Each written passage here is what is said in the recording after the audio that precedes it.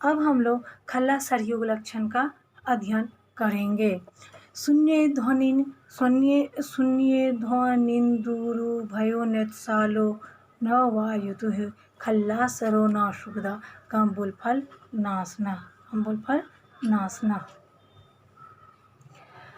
यदि चंद्रमा शून्य मार्गगामी होकर लग्नाधीश और कार्याधीश इनमें से किसी के साथ इत्साल योग न करे तो इनमें से किसी के साथ भी खल्लासर योग नहीं होगा। यह खल्लासर योग कम्बुल योग का सारा फल नष्ट कर दे। यह खल्लासर योग जो है वो क्या है, कम्बुल योग का सारा फल क्या करता है, नष्ट कर देता है। जो ग्रह अस्त हो गया अपने नीच घर में हो, वक्री तथा तेज गति रहित हो, ऐसा दुर्बल माना जाता है। यदि कोई दुर्बल ग्रह किसी भव के स्वामी के साथ इत्साल योग करे तो वह ग्रह आदि तथा अंत में उस भव के स्वामियों के कार्यों के साथ क्या करता है, साधन नहीं करता है, क्योंकि उस ग्रह में यह सामर्थ्य नहीं रहता है कि वह किसी का तेज ग्रहण कर सके। क्या करे, तेज ग्रहण कर सके। रद्य संज्ञक निर्बल ग्रह के स्थान विशेष में रहने पर पलपाक का यदि कोई दुर्बल ग्रह कार्याधीश होकर केंद्र में बैठा हुआ आपोक्लिम स्थान में विद्यमान लग्नेश के साथ मुत्सिल योग करता हो तो मुत्सिल योग करता है तो कार्य प्रारंभ में अच्छी तरह से होता दिखता है। क्या होता है, अच्छी तरह से होता दिखता है, अंत में क्या हो जाता है, और नष्ट हो जाता है। यदि आपोक्लिन अपने स्थान में बैठा हुआ हो तो केंद्र स्थान में बैठे हुए किसी ग्रह के साथ मुत्सिल योग नहीं करता है और कार्य में बिगड़ता हुआ दिखता है। अंत में क्या होता है, कार्य बिगड़ता हुआ दिखता है, परंतु अंत में क्या हो जाता है, वह सिद्ध हो जाता है। दुष्फालिकुत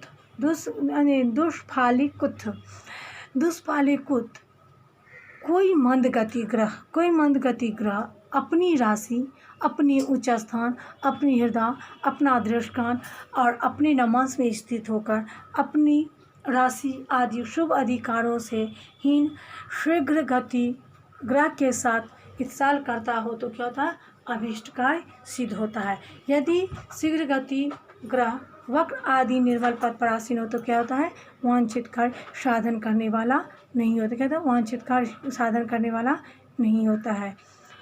दुथोतत द्विवीर योग का लक्षण है कि यदि लग्नेश तथा कार्येश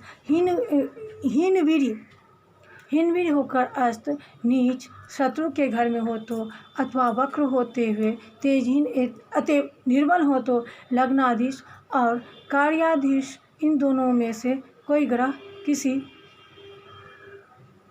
स्वरक्षादिगामी तथा स्वगृह सर्वोच्च सोच तथा अपनी हृदय आदि में विद्वान ग्रह के साथ मुत्सिल योग करता हो तो उसका सहायक तृतीय ग्रह सहायता पहुंचा रहा हो तो विद्वान लोगों का मत है कि कार्य बड़ा आसानी के साथ संपन्न हो जाता है। क्या होता है, कार्य बड़ा आसानी से संपन्न हो जाता है।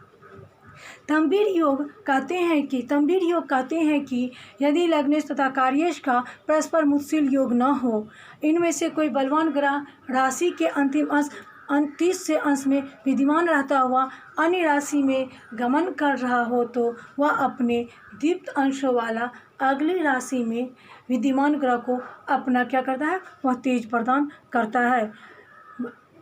यदि लग्नेश तथा कार्येश का परस्पर मुत्सिल योग न हो और इनमें से कोई बलवान ग्रह राशि न हो तो वह ग्रह राशि के अंतिम अंश अर्थात 30वें अंश में विद्यमान रहता हुआ अन्य राशि में क्या करता है, वह गमन कर रहा है। वह अपने दीप्त अंशों के द्वारा अगली राशि में क्या होता है, विद्यमान ग्रह को अपना तेज प्रदान करता है। इसी को हम लोग क्या कहते हैं, तंबीर योग कहते हैं। अग्रिम राशि में बैठा हुआ ग्रह अपने गृह आदि बलों से युक्त हो तो योग अभीष्ट कार्य सिद्ध करने वाला होता है। कुत्थ योग बलवान ग्रह होते हैं। क्या होते हैं, कुत्थ योग बलवान ग्रह होते हैं। बल भी अनेक प्रकार के होते हैं।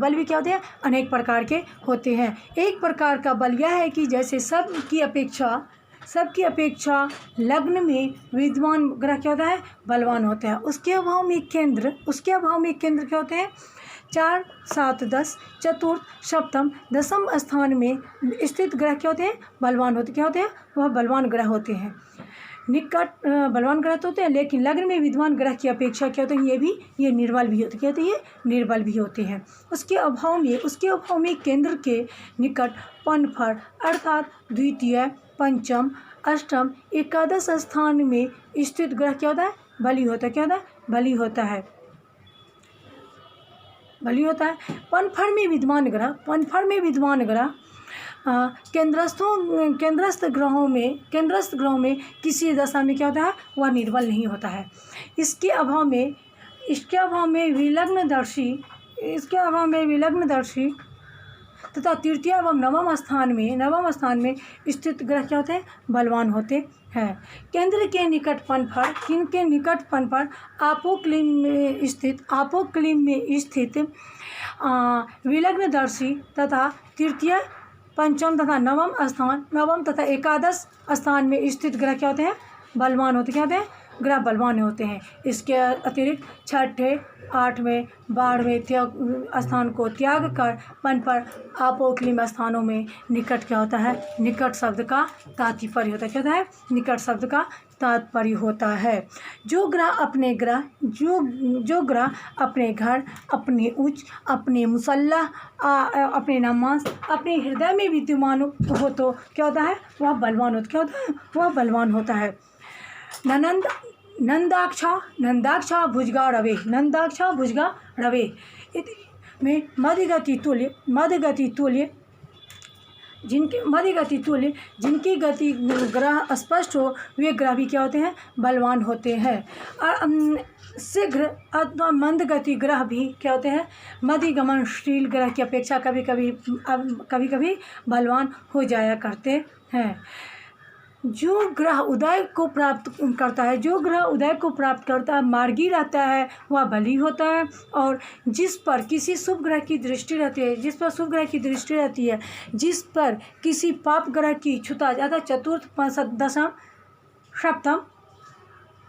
सप्तम राशि की दृष्टि न पड़ रही हो, जो किसी पाप ग्रह के साथ नहीं रहता हो, वह ग्रह भी क्या होता है, बलवान होता है। इस प्रकार ग्रह बल बतलाकर समय बल बताते हुए यदि चंद्रमा, शुक्र और मंगल से सायंकाल के समय उदय हो तो वह क्या होता है, बली होता है।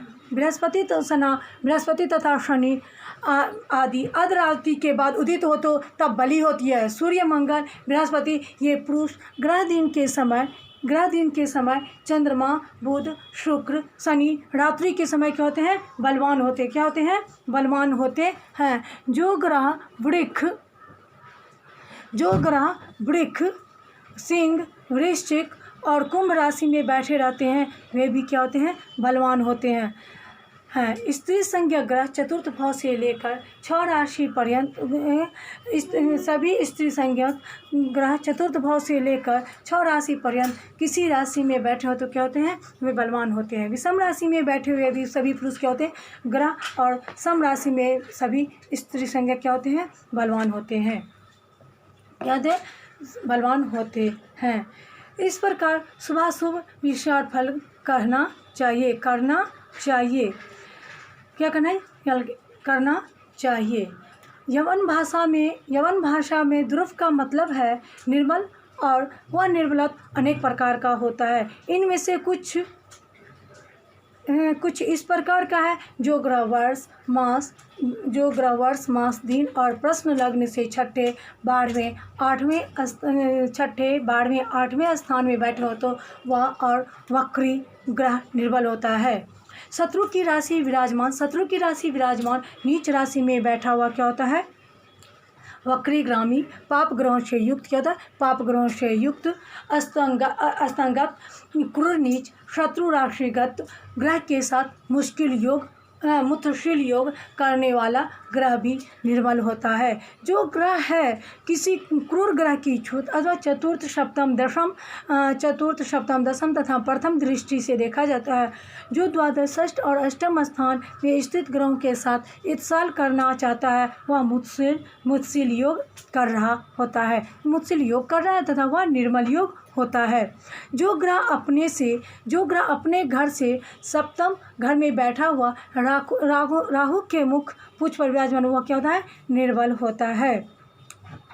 जो ग्रह अब अशुभ प्रकार के जो ग्रह अपने लग्न को न देखता है, जो ग्रह अपने लग्न को नहीं देखता है, सूर्य जिस राशि के नामांश में हो उसे सप्तम नामांश में विराजमान ग्रह क्या होता है, निर्मल होता है।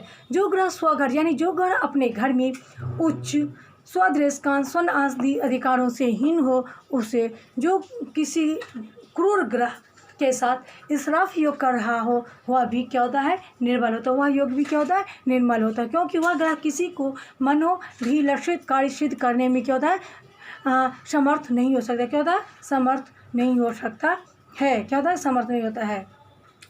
सब ग्रहों का द्रव्य योग कहकर चंद्रमा का अत्यंत द्रव्य बताते हैं। यदि सूर्य की राशि से 12वें स्थान में चंद्रमा बैठा हो तो निर्बल होता है। वृश्चिक राशि के आदि भाग पूर्वार्ध में बैठा हो तो चंद्रमा अशुभ फलदायक होता है। कहते हैं चंद्रमा अशुभ फलदायक होता है, निर्मल होता है। तुला राशि को द्वारा में बैठा हुआ चंद्रमा विशेष रूप से निर्मल होता है। क्या होता है, विशेष रूप से राशिपति के साथ चंद्रमा जिस राशि में विराजमान हो उस राशि का स्वामी यदि चंद्रमा को न देखता हो तो क्या होता है, निर्मल होता है। क्या होता है, निर्मल होता है। यदि चंद्रमा शून्य मार्गामी अथवा अधिकारहीन हो तो निर्मल हो जाता है। क्या होता है, निर्मल हो जाता है।